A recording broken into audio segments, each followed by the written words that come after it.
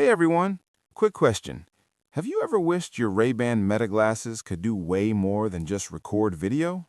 Well, the latest update, 21.0, might be exactly what you've been waiting for. This is the biggest update yet, packed with new features, smarter AI, and some game-changing tools for both Gen 1 and Gen 2 glasses. I spent some time testing everything, so let's dive in and see what's really new. First up, one of the features I've personally been waiting for is Find Device. If you've ever misplaced your Meta glasses, you know how frustrating it can be to retrace your steps. Now, once you enable this in the Meta AI app, you can see the last location of all your devices on a map. It even gives you the exact address for Gen 1 glasses, and Gen 2 will work the same way once it's turned on. It's a simple feature, but honestly, it's a game changer if you're juggling multiple pairs or just tend to leave them behind. Next, we have Hyperlapse. This is the fast motion time-lapse feature that was already available on the Oakley Meta Vanguards, and now it works on both Gen 1 and Gen 2 Ray-Bans. It's really cool for capturing a dynamic scene quickly. Just say, "Hey, start Hyperlapse," and you're good to go.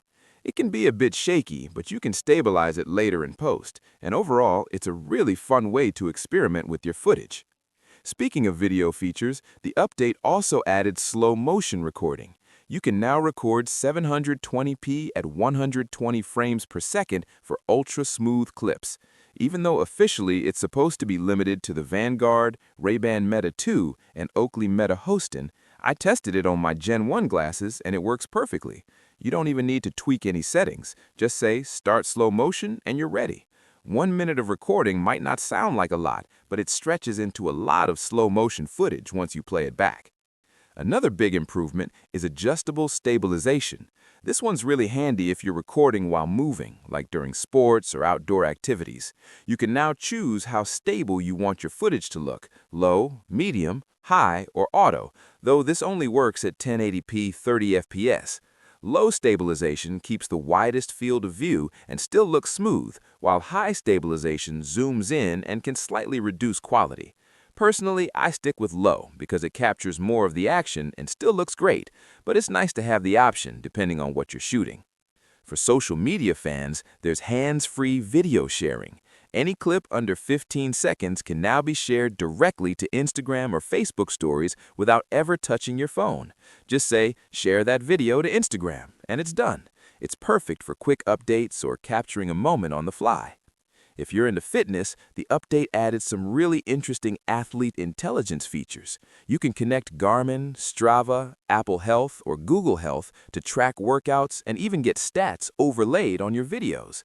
If you have a Garmin device, there's also auto capture, which records highlights automatically during your activity. You can even create custom workouts with your Garmin through Meta AI, specifying duration, distance, or target metrics like pace or heart rate. Music lovers aren't left out either. The Soundtrack Your World feature lets you get music recommendations based on what you see around you. Imagine being at the beach and having Meta suggest a perfect playlist for that vibe. You can also connect Spotify, Apple Music, Amazon Music, or Shazam and control playback in multiple European languages if you're outside the US. One of my favorite subtle improvements is how conversations with Meta feel much more natural now. You no longer have to wait for a beep before asking your next question, which makes it feel like a real conversation. Combine that with the new Conversation Focus feature, which amplifies voices directly in front of you, and it's a huge help in noisy environments like restaurants or parties. There are a few settings to choose from, including standard, boosted, or no amplification, depending on how much clarity you need. I tried it in a simulated loud environment, and while it's not perfect, it definitely makes a difference. Of course, not everything is perfect. I ran into a few glitches, especially with Gen 1 glasses. For example, switching video resolutions can get stuck, and the 5-minute recording limit is still only available on Gen 2 devices. Also, AI health data can be a bit inconsistent. It sometimes fabricates workouts if it can't access your data properly. Hopefully, these bugs will get fixed soon.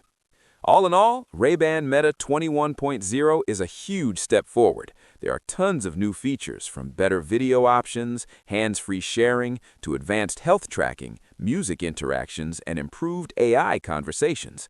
There are a few bugs, but the overall experience is smoother and more intuitive than ever.